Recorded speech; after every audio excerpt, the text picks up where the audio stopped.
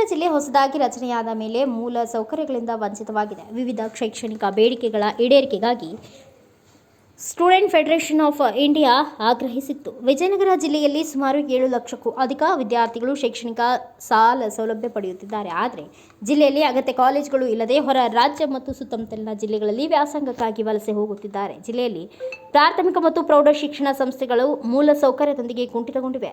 ವಿಷಯವಾರು ಶಿಕ್ಷಕರ ಕೊರತೆ, ಕುಡಿಯುವ ನೀರು, ಶೌಚಾಲಯ ಆವರಣಗಳಲ್ಲಿ ಕಟ್ಟಡಗಳ ತೀವ್ರ ದುರಸ್ತಿ ಸೇರಿ ಹತ್ತಾರು ಸಮಸ್ಯೆಗಳನ್ನು ಜಿಲ್ಲೆ ಎದುರಿಸುತ್ತಿದೆ. ಇದನ್ನೇ ಬಂಡವಾಳ ಮಾಡಿಕೊಂಡಿರುವ ಖಾಸಗಿ ಶಾಲೆಗಳು LKG ಮತ್ತು ಪ್ರೌಢಶಾಲೆ ಶಿಕ್ಷಣದವರಿಗೆ ವಂತಿಕೆ ಹೆಸರಿನಲ್ಲಿ ವಿದ್ಯಾರ್ಥಿ ಪೋಷಕರಿಂದ ಹಣ ವಸೂಲಿಗೆ ನಿಂತಿವೆ.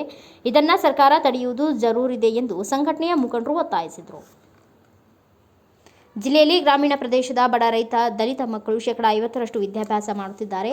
ಅತಿ ಹೆಚ್ಚು ಖಾಸಗಿ ಶಿಕ್ಷಣ ಸಂಸ್ಥೆಗಳು ಇರುವುದರಿಂದ ವಿದ್ಯಾರ್ಥಿಗಳು ಶಿಕ್ಷಣ ಪಡೆಯಲು ಹೆಣಗಾಡುತ್ತಿದ್ದಾರೆ. ಜಿಲ್ಲೆಯ ಶೈಕ್ಷಣಿಕ ಬೆಳವಣಿಗೆಗಾಗಿ ಮತ್ತು ವಿದ್ಯಾರ್ಥಿಗಳ ಅಭಿವೃದ್ಧಿಗಾಗಿ ಈ ಹಿಂದೆ ಮುಖ್ಯಮಂತ್ರಿ, ಜಿಲ್ಲಾ ಉಸ್ತುವಾರಿ ಸಚಿವರು, ಶಾಸಕರಿಗೆ ಹಾಗೂ ಜಿಲ್ಲಾಧಿಕಾರಿಗಳಿಗೆ ಮನವಿಯನ್ನು ನೀಡಿದ್ದೇವೆ.